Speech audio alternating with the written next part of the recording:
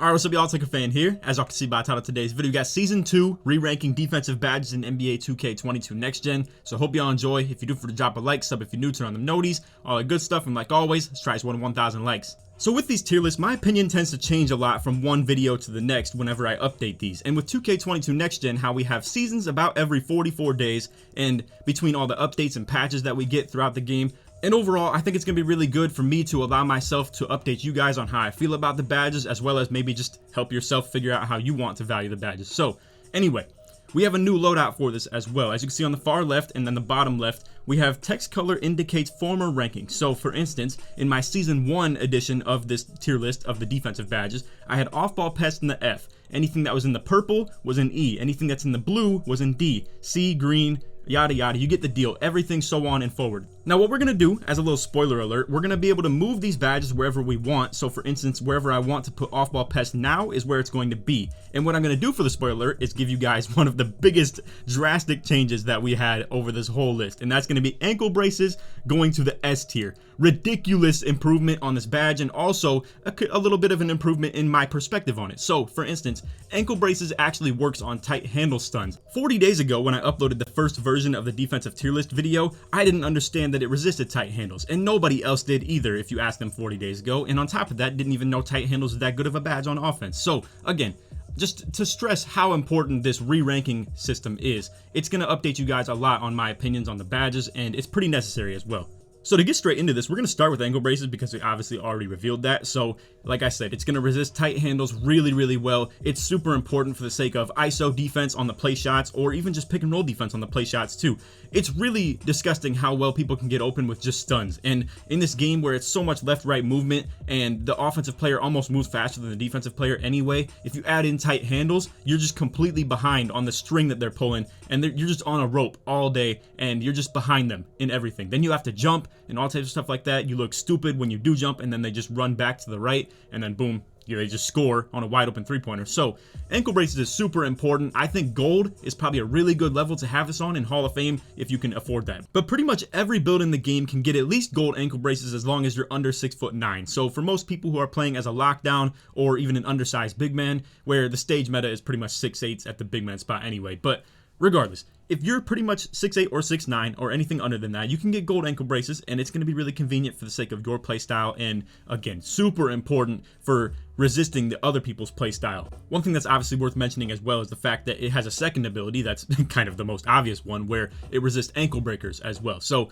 we love the badges that have two actual abilities to them, and when one of them is actually really important in terms of the gameplay and the style that a lot of people have, then it's going to be up on this list. And in this one, we have it in the S tier now. So ankle braces by far with probably the biggest improvement of any badge I've ever seen in the game in terms of one of my tier lists. And granted, the value and ability was probably still there when I made the video the first time, but again, nobody knew about that, and especially myself didn't know about that. So it increases from E tier to S tier. Also, for these trash defensive badges, I'm just going to go ahead and explain them in a very quick, like 30 seconds or so, mostly because I know I'm holding up the video a little bit by doing so and explaining like 2 minutes on things like off-ball pest. So long story short, it's not very relevant in terms of play style. I don't think you're going to have many situations where you actually need to have this. However, off-ball movement on offense is really good in this game, but I don't think this badge actually helps with that. It's just hard to defend people in open space like that, and off-ball pest doesn't really help it in my opinion. I think it's good for people who maybe play pro-am and you want to stop backdoor corner cuts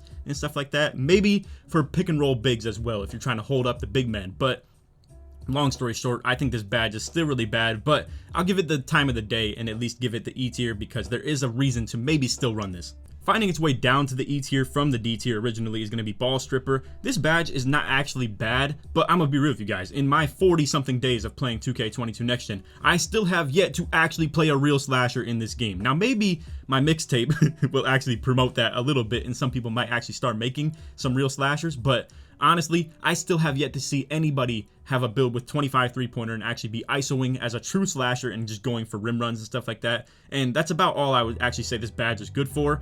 If you're guarding someone in ISO where they can actually still dunk the ball, it's going to be rare that you're in position for the ball stripper. And what I'm getting at with that is if someone's ISOing for three-pointers, if they get past you, you're not in position to actually go for a steal. You have to play for a chase down block, which is why chase down artists are going to be very high on this list. But long story short, ball stripper, not actually good because nobody runs a real slasher in this game. I also just noticed I went a little bit out of order, but it is what it is. Either way, Tylus Defender, we have moving from the E tier to the C tier. I think this is actually a pretty solid badge. I would never recommend running it on anything more than like silver. I would say silver is probably what you max it out at, but it is going to help you get good chase down animations, be able to just still run around the court as fast as you possibly could. And for people who don't like to buy Gatorade or anything like that, and especially if you're someone who doesn't do your weekly workouts, but I would recommend that you do that no matter who you are. But anyway, if you're someone who doesn't have a lot of Gatorade, or if your build doesn't have a lot of stamina, whatever the case may be, even if you are someone who has double Gatorade bar with 99 stamina on your build, I still think Tylus Defender is pretty good to at least have on bronze or silver, and I am doing it myself on every single build I'll have. As I said, stamina being high when you're doing moves on defense, for instance, going for chase down blocks, or just in general, maybe a jump contest, whatever the case may be, which is actually pretty relevant in this game too, or just in general, moving around the court. It's important to actually have some stamina, and it's not about being on blinking red. If you're blinking red, you're not going to get any good chase down animation or anything like that, but the higher your stamina bar is, the better animations you're going to get on jumps and chase down blocks and jump contests and all types of stuff like that. So both of those two things are super important, and that's why I do believe Tylus Defender on bronze or silver is going to be really good. And the badge's value of what it does for you on bronze or silver is really, really good in this game too. So bronze Tylus Defender at least is going to be something that's definitely worth running for you, and I should say it's getting in the C tier. Moving from D tier to B tier, we have Hustler. Now, what's even funny about this as well is there's multiple updates that this badge has gone through, and before the patch where pluck steals were super meta and all types of stuff like that, I would say Hustler was probably actually in the A tier, and I completely got this badge wrong. I learned about that probably a couple days after I actually made the tier list video, and Hustler was really putting in work for people off those plucks. Or if you're a point guard who was getting plucked a lot, Hustler also helped you in that regard too. And it still does those two things, but plucks have been nerfed quite a bit. I will say on-ball steals are definitely not what they used to be, and you'll also see that translate in terms of what pickpocket is. But either way, Hustler, still a very good badge. For somebody who's trying to track down the balls off of maybe tip passes that haven't actually been intercepted by somebody and it's just an open space, rebounds and all types of stuff like that, for guards who are trying to just help in that regard but they don't actually have rebound rating and you're tracking down long rebounds, it's still very convenient for that too. Hustler is just overall a good badge. I would definitely recommend to have this on at least silver no matter what your build is, at least bronze for sure. For defensive leader, we have this one coming in the C tier. This is very easy to explain. I'll just put it like this. The more people you have on the court, the more important this badge becomes, and the more people you have on the court, the more easy it is for one person at least to have this badge. So for Pro-Am, you should never ever play with nobody having defensive leader. That's just a common thing. If you want to be the generous guy for playing rec, understandably so, it's going to be good for your team. It's going to boost all their ratings by at least 4. For every level that you have of this, it obviously goes up. So bronze 1, silver 2, gold 3, Hall of Fame 4. But either way, the less people you have on the court, the less reasonable this is to actually run. So obviously for 2v2, let's say you're the big man who has Hall of Fame defensive leader. The only person you're going to be boosting obviously is your point guard's defensive ability. And honestly, I just don't think that's worth the badge points. I feel like the 6 badge points that you would be putting into defensive leader is just way more important to actually be doing defensive things anyway for yourself rather than to boost your guard. However, there is a case to be made for this on running it for 3v3. If you're someone who's playing at the point guard spot and you have one of those midget point guards that has really good defense, or if you're just a two-way guard in the first place and you're the 3rd best defender on the court, I think what's really important for this is that you are the 3rd best defender on the court, because your 2 best are probably going to be involved in pick and roll defense at all times. So for instance, the lock and the big man, those 2 are probably going to be involved in the pick and roll D. If you're someone who does have a somewhat defensive point guard, aka if you made like a 6'6 or 6'5 two-way, or if you have like a 5'9 midget that actually just has like 97 perimeter defense, running this on gold is going to be really good for your 2 defensive players, and you'll still maybe end up in the situations where they will target you as well as that 3rd worst defender. But in most situations, you're probably going to be able to have your lock and your big man in defensive roles. However, it's a little bit hard to just carry this badge. I will say the offensive version of this, obviously the floor general, is a little bit easier to do because me as a big man, I can just have my pass accuracy at 86 or 88, I think it is, and I can just have gold floor general just like that. And then boom, my 2 guards are being boosted, or the guard in the lockdown, whatever the case may be, the spot up are having their 3-point ratings boosted, the ball handling, all types of stuff like that. Super convenient, and defensive leader is just a little bit less convenient and a little bit harder to fit on a build. Coming to the D tier, we have post lockdown. I'm gonna be real with you, we have this in the C tier. It was a pretty solid badge in the first place, but it's kind of the same thing as ball stripper. I don't see a lot of post scores that are out here doing drop steps and post spins. I have yet to play anybody on 2v2 who plays like that. In the first place too, if you're a tall big man anyway, you're gonna be locking people down regardless of what their badges are or anything like that. If you're 7'3" playing on the 2v2, you don't need post lockdown at all. And realistically, even if you play the best post scorer in the whole game, he's still never going to do things like post spins and drop steps. That just is what it is. If you're a tall player, you don't need this badge. And Understandable if you maybe want this if you're an undersized, but if you're an undersized big on the twos, you already kind of committed to the life of being a little bit of a struggle when it comes to guarding real bigs down low. And honestly, if you're undersized, people are literally just going to back you down all the way into the hoop and then just literally maybe pump fake you 2 or 3 times and just go up with some semi-contested stuff, but it's not even going to be contested because of mouse in the house, grace under pressure, all types of stuff like that because you're just shorter. So long story short, you don't see many people actually doing drop steps and post spins in this game, and that's all this badge is really going to relate to. So in my opinion, it's going to be in the D tier, not quite as good, and it's not really necessary if you ask me. All right, going into the B tier now is going to be Pick Dodger, coming up from C tier. I think this badge's utility is actually pretty good for the sake of it's really annoying when people get the mismatches onto your big man in terms of the 3v3 pick and roll situations, or also it's very, very needed for Pro-Am. Super needed. Pro-Am is 100% pick and roll, pick and pop game. There's really rarely a 5-out set, so it's super important for that. And again, for 3v3, even 2v2, we'll make the case for 2v2 later. But for 3v3, let's just say you're the on-ball lockdown, you're trying to guard the team's best guard, and they're putting you in the pick and rolls. If you don't have this, you're going to struggle to get through those screens, and when you struggle to get through the screens, you're going to have to switch your big man onto the guard, and you're going to be on the big man. And honestly, like these 7-3s do get kind of toasted in the ISO offense when it comes to the 5'9s and just the super small point guards, or even like 6-foot point guards. Regardless, it's just hard to keep up with those guys, and the taller you are, obviously the harder it is. And also the mismatch expert factors into that. It's gonna be hard for them to contest the shots, it's gonna be hard for them to keep up, and realistically the only hope they have is to jump contest at the right time. And you look stupid in those situations that you do it and the guard doesn't actually shoot the ball, and then boom, he's just wide open because you jumped. So Pick Dodger, really good. For 2v2, it's essential. You have to have this as the guard spot. I mean, you cannot be in the situation where you're struggling to get through screens because these dudes are going to fade. They are going to fade those mid-ranges, 3-pointers, all types of stuff like that. It's really, really disgusting how little skill 2v2 takes, and you need as much help as you possibly can with the pick dodging. Staying in B tier, we have Box now. This is going to be a pretty just glue badge. It makes sense that it's not really great, but it's not bad either. It just helps you box people out. It's as simple as that. It also negates Worm, that, spoiler alert, we are also going to still have in the B tier, so we're going to go ahead and just move that right now. But these two badges are pretty tied in together if you ask me, and you should at least have Box on bronze or silver if you're someone who's playing big man. I would even maybe suggest gold. It depends on the budget that you have on your build, and most builds can get Box on gold for only 3 badge points, so that's going to be really important. I haven't even touched Hall of Fame Box because then it hits that threshold where it costs 5, so you're spending 2 badge points to move your Box from gold to Hall of Fame. In my opinion, it's all about badge budgeting in this game, and realistically, gold or silver is going to be very doable. Have this on at least bronze, I would say, for sure. And then with Worm, this is more of a, it's not a necessity badge like Box is, it's more of a luxury badge, but you can have this and really dominate people with it if you have it on Hall of Fame. I will say, it's kind of hard to afford that no matter what your build is. I personally have been running on a couple taller bigs, and I've been running this on maybe like silver or gold. I don't have my defensive badges maxed though, but if you tie this in with a glass takeover like Box Out Wall or something like that, where it's pretty much Worm on crack, and you just have all types of enhancement when it comes to that. And honestly, Worm itself is still a really good badge. I've been sleeping on this in previous years, but tall bigs are super dominant in this game, so it makes sense for this badge to actually be good. Whereas on an undersize, it doesn't really make much sense to have this, where you're going to rely on your speed and vertical to kind of carry you in the rebounding, and you can get around people rather than kind of pushing through them, where Worm is really important for taller bigs. So understandable if you are someone who's pretty tall in this game that you definitely want Worm on at least gold, most likely. Alright, so now we got good old Pogo Stick. It's going to be moving down from the B tier to the C tier. It's unfortunate, but I want to explain this. There's a lot to talk about with Pogo Stick. So the utility for this and the need for it is still really, really high. There's a lot of these bigs who just mash. It's called mashing in 2K22 Next Gen, where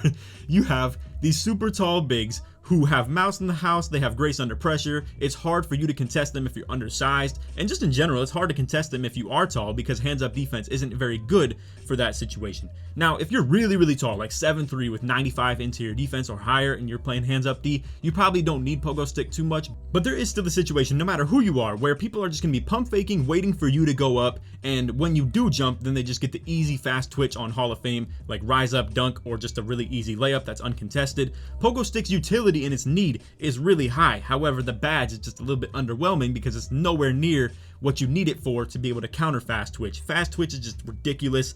If 2K buffed Pogo Stick a little bit, I would say that'd be really good, and it would be really a good counter to the fact that people just sit there and pump fake all day underneath the hoop. If you have good timing, if you have good stick with that, it's understandable. You probably don't need Pogo Stick that high. You're just sitting there waiting for them to actually go up, and you have to guess it and predict it well. And Pogo Stick doesn't exactly help that the way that I want it to, but it definitely is still something that's reasonable to actually run. So I'm gonna have this coming in the seats here. All right, so now we get into the really high tier badges. So most of the stuff that you see left is gonna be some pretty good stuff. So we got Interceptor, Rebound Chaser, Intimidator, Chase Down Artist, Rim Protector, Pickpocket, Menace, Brick Wall, and Clamps. All of these are gonna be pretty good badges. I'm not gonna lie to you guys. A little bit of a spoiler alert. I don't think anything else is gonna be coming in at anything lower than B tier. So we have Interceptor, first and foremost. This is a really good badge. I was sleeping on this. Honestly, it's disgusting what you can do with this in Pro-Am in terms of really hawking lanes. Like, it's really bad. And on-ball lanes are even a thing as well, where you're like 2 feet away from the offensive player, and he's trying to pass the ball, and then you just tap X, and boom, your guy flies up like he's a defensive lineman on some JJ Watt stuff, and just picks it off. It's crazy. And honestly, there's more to be said about it than just that. Obviously, for off-ball, like in the corners and, you know, just running around and stuff, Interceptor goes crazy too. So there's not too much that needs to be said about this badge. It's obviously very clear that it's good and what it's like actually intended for. So it definitely belongs in the A tier. Also, one last thing on Interceptor, it's very convenient for the sake of a backside defender to have this on probably like gold or so. And honestly, you need to be probably 6'8" or 6'9" to be able to do so. So it's a little bit inconvenient for that sake. But Gold Interceptor has been putting in work for me in Pro-Am. It's essential. It's really important, and it's very helpful in that regard. And even like on Silver for the 7-3s that we have in the corner, they make really big plays out that corner with the length that they have. So don't sleep on this badge at all. It's very essential. Now, we also have Rebound Chaser. This can be coming in the A tier as well, staying where it belonged. And I don't think this will ever be a S tier badge, but I also don't think it'll ever be a B tier badge. I think this probably is just going to stay in the A tier forever, to be completely honest with you. It's a glue badge just like boxes, where if you're a big and you want to rebound, Rebound Chaser is going to be good. I would say on gold is probably what it's really good to be on, and you could get away with this on silver. I have a 6'6" that's playing as a big man, and I only have silver, and I've been doing fine when it comes to rebounds. And I also am working on a 7'3" that gets this on Hall of Fame. However, I've only ever been able to use this myself on gold. I do play with a lot of teammates, however, who have a 7'3", and they have it on Hall of Fame. That stuff goes crazy. They jump like crazy for these rebounds, and with only like 65 vert, they get up like insane. Now, granted, that is them also having 99 rebounding, but that just kind of ties to having Hall of Fame Rebound Chaser anyway. That's exactly what you need for it, matter of fact. But anyway, Rebound Chaser, really good. Belongs in the A tier. Intimidator we have coming at the B tier now. This is just a little bit of an underwhelming badge than what I thought it was going to be originally. I was a little bit irritated with how I made my 6'6" lock, because I was worried like I only got silver Intimidator when I could have had gold if I was just a little bit longer wingspan or a little bit taller, but it wasn't really possible. Either way, Intimidator is not really a necessity. It's not helping in the regard that I thought it would in terms of perimeter jump shot contest. It does help a little bit, but it's not really a drastic improvement. I wouldn't sweat over not having this badge, and honestly, if you could have it on bronze or so, it's probably good, but it's just the utility of it. It definitely works for interior defense. I understand that it you know, that's probably what it's intended for. But if it did work on perimeter defense as well, which we do see a couple of defensive badges actually have double utility. So like I was saying, for instance, ankle brace has actually 2 things that it's good for. Rebound Chaser helps on offense and defense. Same with Worm, Box, whatever the case may be. You guys get the deal. Obviously, even Hustler, like I said, has double utility. So I don't see any reason why Intimidator couldn't work for perimeter contest as well as interior contest. But it does seem that it doesn't actually help with perimeter, which is the one thing that we desperately need help on.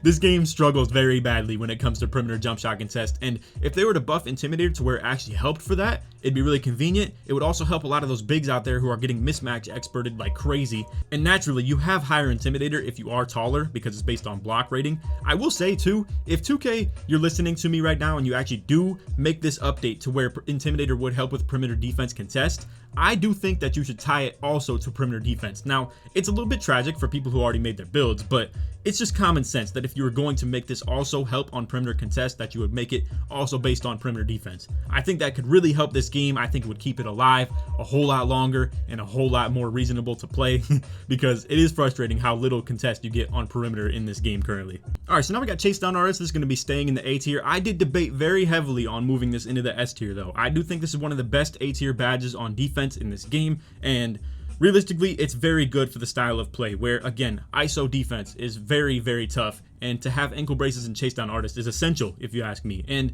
on top of that, too, it's really good for hedge defenders in the pick and roll game, where if you're trying to hedge up really high to help on that offensive point guard, and then you have to get back to the big who's in the paint, chase down artists can be fire for that, too. And just the badge in general, it's really good. So, again, I debated maybe putting this in the S tier. I didn't want to put it in the same company as ankle braces, and we're not going to spoil the next one that's in there. But either way, chase down artists is going to be really, really good. Top of the A tier, in my opinion. Also staying in the A tier and pretty much tied to chase down artists is actually rim protector. Now, this is going to have multiple utilities, and on top of that too, it actually still does boost the takeover for every block that you get for you and your teammates. Your teammates receive a takeover boost for you getting a block, and if you have this on Hall of Fame, you actually do see a huge increase. And then you tie this in with running a rim protector takeover, like stuff blocks or something like that. I'm not gonna lie to you guys, you run double rim take and you have Hall of Fame rim protector, you pretty much get your takeover in one block. It's really good. I do think that this is really essential for that takeover related thing. And then on top of that too, it just helps you block shots. It helps you get chase downs. It helps you like come out the corner and actually drop and get those blocks. It helps you in the situation where you're just down low and someone's maybe post scoring on you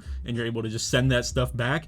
Long story short, rim protector is also really good. It's probably another one that's toward the top of the A tier as well. And you know, on that conversation of top of the A tier, I'm not gonna lie, all these A tier badges are super good, and realistically, I probably could have left some of these in the S tier, but I really don't think Pickpocket, Menace, or Clamps have the utility or just dominance that they once had. And I'm not gonna lie, I overrated Clamps a little bit as well in terms of I thought this still boosted your lateral quickness. I'm not gonna lie, I was a little bit out of the loop with 2K21. So in 2K20, this actually did boost your lateral quickness. And again, 2K, if you buffed Clamps to where it actually boosted your lateral quickness, you would have a so much more balanced game. I cannot speak enough to how if these two badges right here with Intimidator and Clamps just saw more utility, and if Clamps had the boost of lateral quickness, and if Intimidator had the boost of perimeter jump shot contest, how great this game would be and how balanced it would be. So if somebody sees this, and if somebody has the means of telling 2K this stuff, I would really appreciate it, because I'm not gonna lie, it is lacking a lot in the game in terms of how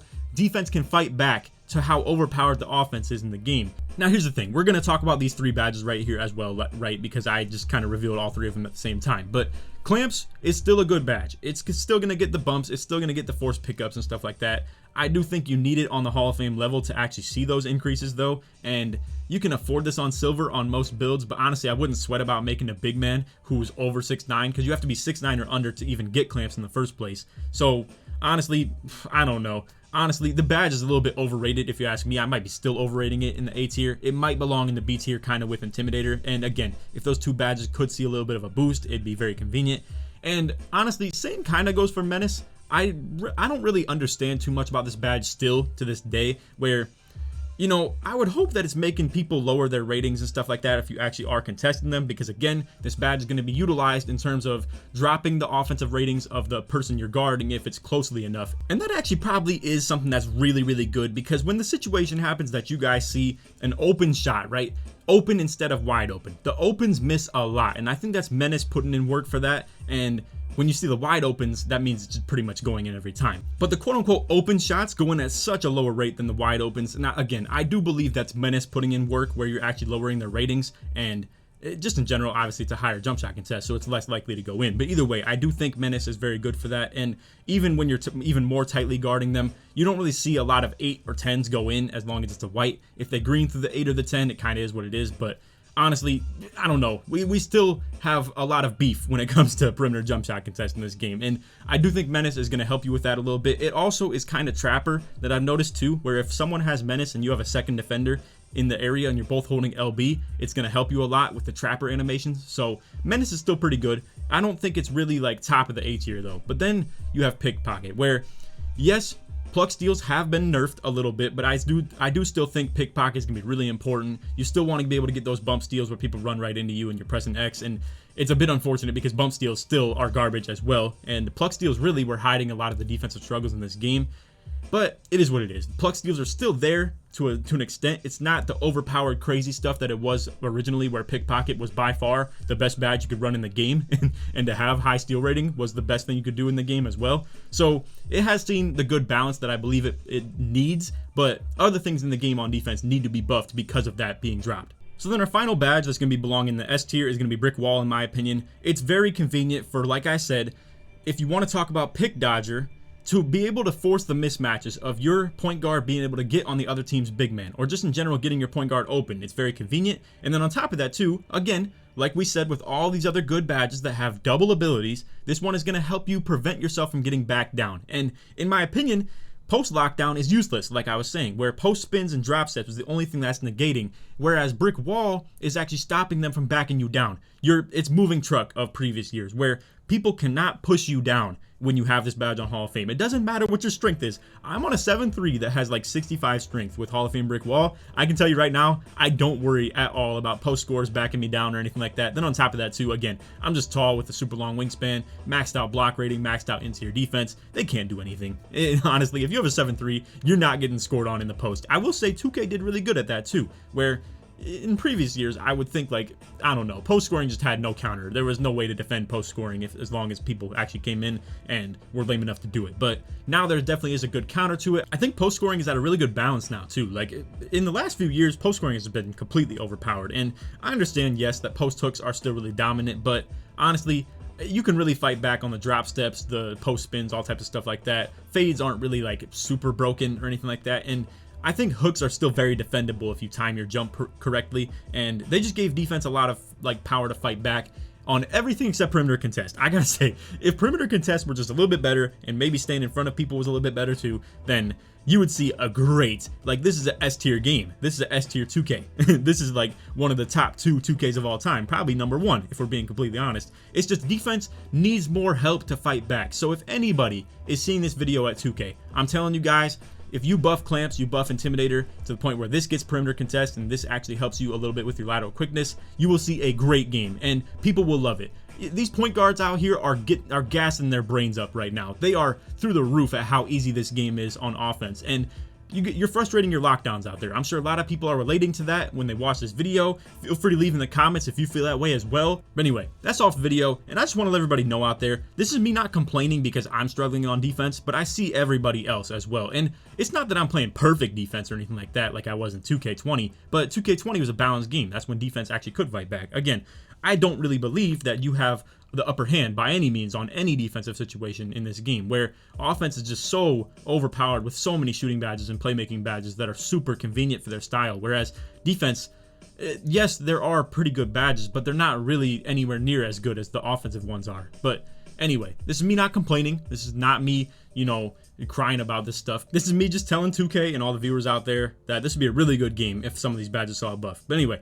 like I said, feel free to leave your feedback in the comments. If you made it to the end of the video, put locks in the comments to show support to me all the way through. And like I said in the intro, let's try 1,000 likes. And on that, hope y'all enjoyed. I just want to let you know too, every layout is going to be like this from now on. So let me know if you like the layout too. Feel free to leave a comment on that. And I think this is going to be really cool. I think there's a lot of people out there that really complain about the coloring issues and stuff like that though, that they might be colorblind, or I don't want to offend any part of my audience by any means. So let me know if this irritates you a little bit as well. But I just wanted to have a little bit more of an introspective and like a cool deep dive on all this stuff too, where I could kind of explain to you the re-ranking of the badges and stuff like that too. And you'll be able to see every badge on the list instead of how I have a black screen for literally like 90% of the video covering up most of the stuff. So I just think it's gonna be a lot better of a way to do this video and this whole series and stuff like that. So let me know your feedback on that as well. But anyway, it's off the video. Hope y'all enjoyed. And that, take it easy, man. Peace.